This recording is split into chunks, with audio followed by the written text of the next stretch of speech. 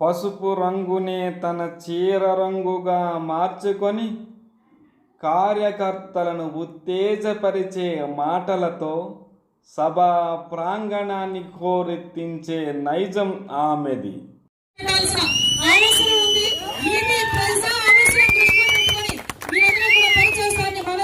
కోరుకుంటూ మంచి మండుటెండలో వెన్నెల్లా భావించి పసుపు జెండా చేతితో పట్టుకుని బళ్ళ మీద రై రై రై మన వచ్చారు చూడండి.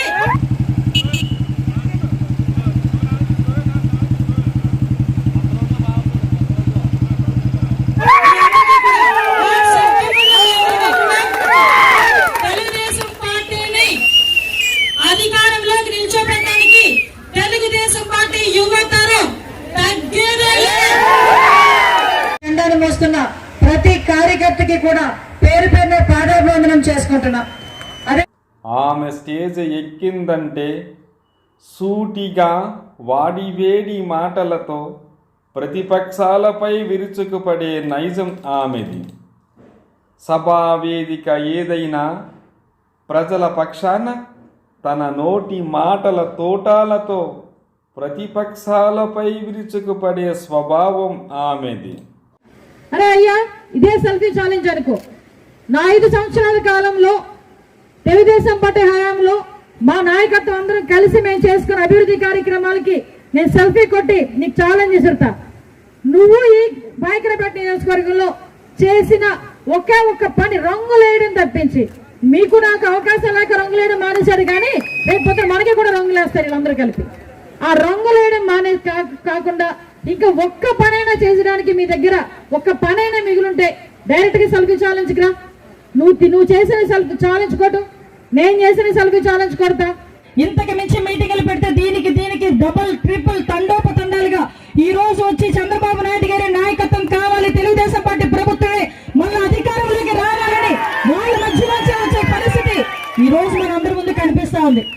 బయటకు వంట నూనెకి వెళ్ళాలంటే భయం, చింతపండు కొనాలంటే భయం, ఎండుమిర్చి కొనాలంటే భయం, పప్పు కొనాలంటే భయం, ఉప్పు కొనాలంటే భయం, ఆఖరికి వీటన్నిటిని వండడానికి గ్యాస్ కొనాలన్న భయం, బయటికి వెళ్ళాలంటే పెట్రోల్ భయం, ఆఖరికి ఇంట్లో ఉండి టీవీ చూసుకుందా ఉండే కరెంటు కూడా ఉండలేని పరిస్థితి ఈ రోజు చూస్తా ఉంటే ఇంతకు మించి దౌర్భాగ్యమైన గవర్నమెంట్ ఇంకెక్కడైనా ఉంటుందా? ఎక్కడ బతకాలి పేదవాడు అన్నవాడు ఈ రోజు మనందరూ కూడా తెలుసుకోవాల్సిన అవసరం ఉంది. తన నియోజకవర్గంలో తాను చేసిన అభివృద్ధిపై గొక్క తిప్పకుండా ధైర్యంగా మాట్లాడే సత్తా ఆమెది. 2014 నుంచి 19 వరకు మనం కనుక చూసుకుంటే లెక్కలేనన్ని కార్యక్రమాలు చేసుకున్నాం. మీకు ఒకటే చెప్తే ఇక్కడ వాటర్ ట్యాంక్ 200 కోట్లు, చీడిక రోడ్డు జగ్గంపేట రోడ్డు అంటే 30 సంవత్సరాల నుంచి రోడ్లు లేవు. ఆ రోడ్లు లేకుండా పిల్లల్ని కూడా అత్తగారు పెళ్లిళ్ళు కూడా అవ్వట్లేదమ్మా అని బాధపడితే నిజంగా ఆ రోజు గౌరవ అయ్యన్న పాత్రి గారి దయ వల్ల ఆ 2 రోడ్లు కూడా తీసుకొచ్చాం. అలా జగ్గంపేట రోడ్డు, చీడిక రోడ్డు, గొడుచెర్ల రోడ్డు, అలాంటి రోడ్లు చాలా సంక్షేమ అభివృద్ధి కార్యక్రమాలు చేసుకున్నాం. జల్లూరు బ్రిడ్జ్, పందూరు బ్రిడ్జ్ 200 కోట్ల రూపాయలు పెట్టి వాటర్ బ్రిడ్జ్, కాగితం నుంచి ఆ లోపలికి రోడ్డు, డిఎల్పురం రోడ్లు, ఇలాంటివి చూసుకుని లెక్కలేనన్ని రోడ్లు వేయించుకొని వాటర్ ప్రాజెక్టులు తెచ్చుకొని ఈ పైకరపేట టౌన్ లో ఇక్కడే panchayati building, Panchayati Raj guest house 2 కోట్లు పెట్టి కట్టించింది తెలుగుదేశం పార్టీ. నిత్యం ప్రజలలో ఉండడం అంటే ఆమెకు ఎంతో ఇష్టం.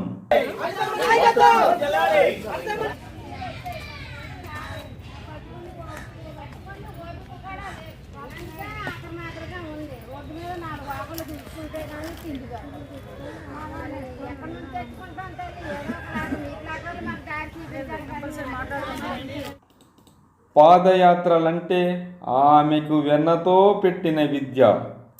ఆమె పాదయాత్ర చూస్తే క్రీస్తు పూర్వం 356లో పుట్టిన అలెగ్జాండర్ జరిపించిన 10,000 మంది సైనికులతో కలిసి వెళ్ళిన జైత్రయాత్ర గుర్తొస్తుంది.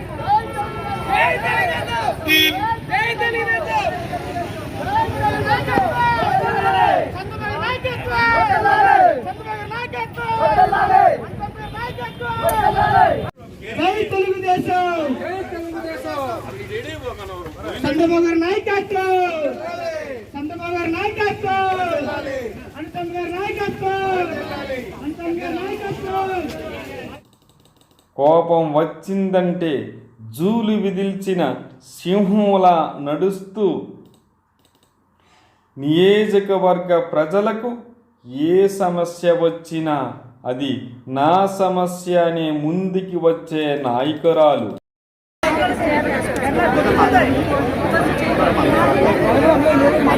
విషయం ఏంటంటే ఉండడానికే ఇల్లు లేక వాళ్ళకి తాపాడాలు ఏవో కట్టుకుని కారిపోతున్న ఇళ్ళలో ఉంటున్నారు. వాళ్ళ ఇంట్లోకి ఒక ఏసీలు ఏమి ఉండవు. మినిమం నీడ్ అన్నది ఫ్యాన్ ఓటేసిన పాపానికి ఫ్యాన్ ఉండడం ఖాయం ఇంట్లోనే, అంతే కదా. ఫ్యాన్ తిరిగిద్ది, ఒక లైట్ వెలిగిద్ది, దానికి 200 యూనిట్ల కన్నా ఎక్స్ట్రా కాలుతుందా. మేము ఏమంటామంటే మరి ఇంతకు ముందు మేము ఎలా ఇచ్చాం 100 యూనిట్ల వరకు ఫ్రీ సర్వీస్ చేసేటప్పుడు మేము అప్పుడు ఎలా ఇచ్చాం? అప్పుడు 150 రూపాయలు 200 రూపాయలు ఒకరు దాటిన తర్వాత ఎలా ఇచ్చాం మేము? మరి ఈ రోజు ఎందుకు 30,000 రూపాయలు 30,000 రూపాయలు బిల్లు ఎలా కట్టగలరు ఎవరైనా? ఇప్పుడు దీని పరిష్కారం చెప్పండి. మేము కట్టాం, మీరు కట్టమని చెప్పట్లేదు కానీ వచ్చి ఫీజులు అక్కడ పోతున్నారు. 2024 సార్వత్రిక ఎన్నికలకు సర్వం సిద్ధం చేసుకొని అందరికంటే ముందుగానే ఎన్నికల ప్రచార రథాన్ని కూడా సిద్ధం చేసుకొని నియోజకవర్గంలో ఎన్నికల ప్రచారానికి రెడీగా ఉన్న సందర్భంగా ఆమె గురించి ఒక చిన్న స్టోరీ. పాయకరావుపేట నియోజకవర్గం పేరు చెబితే తెలుగుదేశం పార్టీ రాష్ట్ర మహిళా అధ్యక్షురాలు శ్రీమతి వంగలపూడి అనిత పేరు గుర్తొస్తుంది. ప్రస్తుత తరుణంలో అనిత అంటే పాయకరావుపేట నియోజకవర్గం, అలానే పాయకరావుపేట నియోజకవర్గం అంటే అనితగా మారిపోయిందన్నది జగమెరిగిన సత్యం. అలాంటిది ఒక్కసారి పాయకరావుపేట నియోజకవర్గం తెలుగుదేశం పార్టీ గురించి చెప్పాలంటే ముందుగా తెలుగుదేశం పార్టీ గురించి చెప్పాలి. తెలుగుదేశం పార్టీ గురించి చెప్పాలంటే భారతదేశ జాతీయ రాజకీయాల గురించి కూడా ఒక్కసారి చెప్పవలసిన అవసరం ఉంది. భారతదేశానికి 1947లో స్వతంత్రం వచ్చే నాటికి ప్రస్తుతం ఆంధ్రప్రదేశ్కు చెందిన కోస్తా రాయలసీమ ప్రాంతాలు స్వతంత్రానికి ముందు బ్రిటిష్ పాలనలో మద్రాస్ ప్రెసిడెన్సీలో ఉండేవి.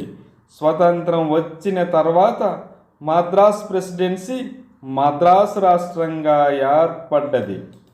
ప్రస్తుతం ఆంధ్రప్రదేశ్ ప్రాంతం స్వతంత్రానికి పూర్వం 1937 జూలై 14 నుండి మొదలుకొని 1947లో భారతదేశానికి స్వతంత్రం వచ్చినా, అలానే 1950 జనవరి 26న రాజ్యాంగం అమలులోనికి వచ్చిన మొదటి సార్వత్రిక ఎన్నికలు జరిగిన అప్పటి నుండి 1983వ సంవత్సరం వరకు కాంగ్రెస్ పాలనలోనే ఉండడం వలన కాంగ్రెస్ పాలనకు విసిగెత్తిపోయిన ఆంధ్రప్రదేశ్ ప్రజల్లో ప్రత్యామ్నాయం కోసం ఎదురు చూస్తున్న సమయంలో యుగ పురుషుడిలా అన్న నందమూరి తారక రామారావు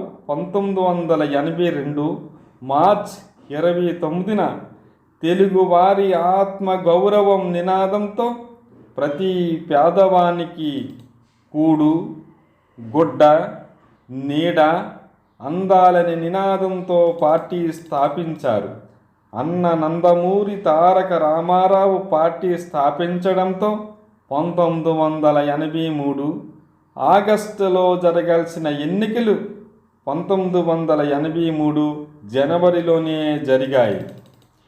అప్పటి వరకు కాంగ్రెస్ పార్టీ పాలనలో విసిగెత్తిపోయిన ప్రజలు అన్న నందమూరి తారక రామారావు స్థాపించిన తెలుగుదేశం పార్టీ కేవలం 9 నెలల వ్యవధిలోనే ఆంధ్రప్రదేశ్కు జరిగిన సార్వత్రిక ఎన్నికలలో మొత్తం 294 సీట్లకు గాను 289 స్థానాలలో పోటీ చేసిన తెలుగుదేశం పార్టీకి ప్రజలు బ్రహ్మరథం పడుతూ 202 సీట్లు గెలుపుగా ఇచ్చారు. ఆ తరుణంలోనే 1983లో పాయకరావుపేట నియోజకవర్గం నుండి పోటీ చేసిన తెలుగుదేశం పార్టీ అభ్యర్థి గంటెల సుమన గారు గెలవడం, ఆ తర్వాత కాకర నొకరాజు గారు 3 దఫాలుగా గెలవడం, తెలుగుదేశం పార్టీ నుంచి పాయకరావుపేటలో గెలవడం, ఆ తర్వాత 2 దఫాలుగా 1999 మరియు 2004 సార్వత్రిక ఎన్నికలలో చెంగల వెంకట్రావు గెలవడం, ఇలా వరుస పరంపరంగా పాయకరావుపేట నియోజకవర్గంలో తెలుగుదేశం జెండా రెపరెపలాడడం, తెలుగుదేశం పార్టీకి పాయకరావుపేట కంచుకోటగా మారడం జరిగింది. కానీ నియోజకవర్గాల పునర్వ్యవస్థీకరణ తర్వాత 2009లో జరిగిన సార్వత్రిక ఎన్నికలలో పాయకరావుపేట నియోజకవర్గంలో తెలుగుదేశం పార్టీ ఓడిపోయింది. కానీ 2014 సంవత్సరం సార్వత్రిక ఎన్నికలలో తెలుగుదేశం పార్టీ అభ్యర్థిగా పోటీ చేసిన శ్రీమతి వంగలపూడి అనిత గెలవడంతో ఆమె వాగ్దాటికి, ఆమె నిరంతర కృషికి, నియోజకవర్గంలో ఆమె చేస్తున్న అభివృద్ధికి జనాలు ఆమెకు మంత్రముగ్ధులైపోయారు. 2019 సార్వత్రిక ఎన్నికలకు ముందు అప్పటికే ఆమె తన నియోజకవర్గంలో ఎన్నో అభివృద్ధి పనులు చేశారు. అయినప్పటికీ ఇంకా ప్రజలకు ఏదో చేయాలి అని తపనతో ప్రజలను మరీ దగ్గర నుండి చూస్తూ వారి యోగక్షేమాలు తెలుసుకోవాలనే ఉద్దేశంతో 2019 సంవత్సరంలో జరిగే సార్వత్రిక ఎన్నికలకు ముందు పాయకరావుపేట మండలం పాల్మాన్పేట గ్రామము నుండి మొదలుపెట్టిన పాదయాత్ర అనేక రోజులుగా కొనసాగి ఎన్నో ప్రాంతాల గుండా, రోడ్డు మార్గాల గుండా నడుచుకుంటూ ఎన్నో గ్రామాలలో ప్రజలను పలకరిస్తూ వారి సమస్యలను తెలుసుకుంటూ చివరకు కోటావుట్ల మండలం జల్లూరు వరకు కొనసాగింది. తద్వారా నియోజకవర్గంలో ఎన్నో సమస్యలు తెలుసుకొని ఎంతోమంది కార్యకర్తల ప్రజల మన్ననలను పొంది రెండవసారి ఎమ్మెల్యేగా గెలిచి ప్రజలకు ఇంకా ఎక్కువ సేవ చేయాలనే ఉద్దేశంతో మంచి జోసి మీద ఉన్న అనితను కాదని, ఆమె అంటే కిట్టని వారు కొందరు అనిత వద్దు, తెలుగుదేశం ముద్దని కొంతమంది ప్రోద్బలంతో అనితకు పాయకరావుపేట నియోజకవర్గంలో కాకుండా ఆమెకు సంబంధం లేని వేరొక నియోజకవర్గంలో తెలుగుదేశం పార్టీ బీఫామ్ ఇచ్చింది. దాని పర్యవసాయమే పాయకరావుపేట నియోజకవర్గంలో తెలుగుదేశం పార్టీ పరాజయం పాలైంది. తదనంతరం 2019 సంవత్సరంలో మరలా పాయకరావుపేట నియోజకవర్గంలో వంగలపూడి అనితను తెలుగుదేశం పార్టీ నియోజకవర్గ ఇన్ఛార్జిగా నియమించడమే కాకుండా ఆమె వాగ్దాటికి మెచ్చి తెలుగుదేశం పార్టీ జాతీయ అధ్యక్షులు శ్రీ నారా చంద్రబాబు నాయుడు గారు ఆమెకు తెలుగుదేశం పార్టీ రాష్ట్ర మహిళా అధ్యక్షురాలు పదవిని ఇవ్వడమే కాకుండా తెలుగుదేశం పార్టీ పాలిట్ బ్యూరో సభ్యులలో ఒకరిగా చేర్చుకున్నారు. అనితకు పార్టీ పరంగా ఎన్నో ఉన్నతమైన పదవులు అధిరోహించిన నాయకురాలు ఆమె. రాష్ట్ర నలుమూలలా తిరుగుతూ ప్రజా సమస్యలపై ప్రతిపక్షాన్ని ఎండగడుతూ సభలు సమావేశాలలో మాట్లాడుతూ నిత్యం రాష్ట్రంలో ఆడబిడ్డల సమస్యలపై రాష్ట్ర నలుమూలలు తిరుగుతూ ఉన్నప్పటికీ, ఎంత బిజీ ఉన్నప్పటికీ కాసింత ఖాళీ సమయం దొరికిందంటే తన సొంత నియోజకవర్గంలో సుడిగాలి పర్యటనలు చేయడమే కాకుండా నిత్యం ప్రజలలోనే ఉంటుంది. ప్రస్తుత తరుణంలో నియోజకవర్గ ప్రజలకు అందుబాటులో ఉంటూ నిత్యం ఏదో ఒక ఊర్లో తిరుగుతూ ప్రజలకు మమేకమవుతూ ఉన్నారు. నిత్యం పాయకరావుపేట నియోజకవర్గంలో తిరుగుతూ తెలుగుదేశం పార్టీ కార్యకర్తలకు దిశానిర్దేశాలు సూచిస్తున్నారు. నియోజకవర్గంలో అనిత ఏ సభ పెట్టినా, ఏ కార్యక్రమానికి హాజరైనా, ఏ శుభకార్యానికి వెళ్ళినా జనాలు తండోపదండాలుగా వస్తున్నారు.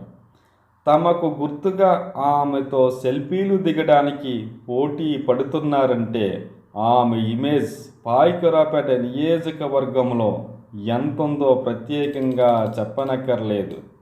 నిన్నగాక మొన్న వరలక్ష్మీదేవి వ్రతం తన ఇంటి వద్ద జరుగుతుంది అంటే నియోజకవర్గంలో ఉన్న ప్రజలు, ఆమె అభిమానులు ఆమె ఇంటికి వెళ్ళి ఆమెతో పాటు వరలక్ష్మీదేవి వ్రతం ఎంత అంగరంగ వైభవంగా చేశారో అలాగే వచ్చిన ప్రతి ఒక్కరూ కూడా ఆమెను ఎలా ఆశీర్వదించారో కూడా మనం చూసాం. మరలా ఆమెను ఎప్పుడు ఎమ్మెల్యే చేద్దామా, మంత్రిని చేద్దామా అని కఠోరమైన కృషితో కార్యకర్తలు ఆమె నాయకత్వంలో సైనికుల వలె ప్రచారం చేస్తున్నారు. పాయకరావుపేట నియోజకవర్గ చరిత్రలో ఏ పార్టీ ఎమ్మెల్యేకైనా మంత్రి పదవి వచ్చిన దాఖలాలు లేవు. అలాంటిది ఒక పార్టీకి రాష్ట్ర స్థాయి నాయకురాలు, అదే పార్టీకి పాలిట్ బ్యూరో సభ్యురాలు అయిన శ్రీమతి వంగలపూడి అనిత మన నియోజకవర్గం నుండి పోటీ చేయడం మన నియోజకవర్గ ప్రజల అదృష్టమని భావిస్తున్నారు స్థానిక ప్రజలు. ఆమె గురించి పార్టీ నాయకులు ఏమంటున్నారో ఒక్కసారి విందాం. మీకు ఒక్కటే, చంద్రబాబు నాయుడు గారి అభిమానంతో ఆవిడని ఆశీర్వదించి రాష్ట్ర తెలుగు మహిళ, ఎస్సీ మహిళ ఆవిడ చూడడం జరిగింది. అదేవిధంగా పాలిట్ బ్యూరోలో మాతో పాటు ఆవిడ కూడా అవకాశం వచ్చింది. మేము 35 సంవత్సరాలు ఎక్స్పీరియన్స్ అవుతుంది తప్ప మాకు రాలేదు పాలిట్ బ్యూరోలో. ఆవిడ చెప్పింది కదా 10 సంవత్సరాలకే అవకాశం వచ్చేసింది. మరి మన అందరినీ దాటి వెళ్ళిపోయింది కదా ఆవిడ. అంచేత మాట్లాడటంలో కూడా చాలా చాకచక్యంగా మాట్లాడుతుంది. నేను మొదటి ఎలక్షన్ చూశాను అయితే అప్పటికి ఇప్పటికీ చాలా మార్పు ఉంది. మాటల్లో కానీ, చేతల్లో కానీ, కార్యక్రమాలు చేయడంలో కానీ ఒక పట్టుదల, ఈ నియోజకవర్గాన్ని బాగు చేయాలనేటువంటి పట్టుదల అనిత గారికి ఉంది. అంతే తెలుగుదేశం పార్టీలో ఒక ప్రముఖ స్థానాన్ని సంపాదించుకోగలిగిన శక్తి కలిగినటువంటి ఒక మహిళ మన అనిత గారు అనేది కూడా మీకు ఈ సందర్భంగా అది ఎప్పుడూ జరగపోనివ్వం. అదేవిధంగా ఆవిడ ఇంకా ఉన్నత స్థాయికి వెళ్తుంది. ఎవరు అనుమానపడవలసిన అవసరం లేదు. ఎవరు తప్పుడు ప్రచారాలు కూడా చేయవలసినటువంటి అవసరం లేదు. నియోజకవర్గం మన జరిగింది పాయకరావుపేట నియోజకవర్గంలో మొన్న కొద్దిగా ఇబ్బందికరమైనటువంటి పరిస్థితి వచ్చింది 2019లో. దాంట్లోనే కొద్దిగా మార్పు జరిగింది తప్ప ఇక నుంచి అటువంటి మార్పులు ఏం కాదు. ఈ సందర్భంగా మనం చేస్తున్నాం. మా దగ్గర చేయలేక కాదు, చేత కాక కూడా కాదు. మీరు పెట్టే కేసులకి ఒక 5 నిమిషాలు భయపడే ప్రసక్తి లేదు. రాబోయే గవర్నమెంట్, తెలుగుదేశం పార్టీ గవర్నమెంట్ ఒక్కొక్కరి మీద 20 ఉన్నాయా, 30 ఉన్నాయా, 50 ఉన్నాయా కేసులు కాదు. వచ్చిన 3 నెలల కాలంలోనే కేసులని ఎత్తేస్తున్నామని చెప్పి నారా చంద్రబాబు నాయుడు గారు హామీ ఇస్తున్నారు. కేసులకి భయపడట్లే, కేవలం మీకు గౌరవం ఇస్తున్నాం. ఆ గౌరవం నిలబెట్టుకోండి. ఈ రోజు ఎవరో చెప్పారని చంద్రబాబు నాయుడు గారు లాంటి వ్యక్తి మీద అవాండాలు వేసి చంద్రబాబు నాయుడు గారి అలాంటి వ్యక్తిని జైల్లో కూర్చోబెడితే మీ చేతులు కట్టుకుని ఎలా కూర్చుంటాం? అందరికంటే ముందుగా పాయకరావుపేట నియోజకవర్గ ప్రజల బాగు కోసం ప్రచార రథాన్ని తయారు చేసుకొని నవంబర్ 8, 2023న ప్రచార రథానికి ముహూర్తం చేశారు. 4 మండలాల అధ్యక్షులు ప్రచార రథానికి రథచక్రాల వలె, తెలుగుదేశం పార్టీ కార్యకర్తలు ప్రచార రథానికి ఒక సైన్యం వలె, ఆదిరథ మహారథులందరూ ప్రచార రథంపై ఆమెకు తోడుగా ఆమె నోటు నుండి దూసుకు వచ్చిన మాటల బాణాలతో ఆ రథాన్ని ముందుకు తీసుకువెళ్ళి 2024 సంవత్సరంలో జరిగే సార్వత్రిక ఎన్నికలలో ఆమెను అఖండమైన మెజార్టీతో గెలిపించి ఆంధ్రప్రదేశ్ శాసనసభలో అడుగు పెట్టించి ఎప్పటి నుంచో పాయకరావుపేట నియోజకవర్గానికి అందని ద్రాక్షవలే ఉన్న మంత్రి పదవిని రప్పించి పాయకరావుపేట నియోజకవర్గంలో ఉన్నటువంటి అనేకమైనటువంటి సమస్యలను తీర్చాలని కోరుకుంటూ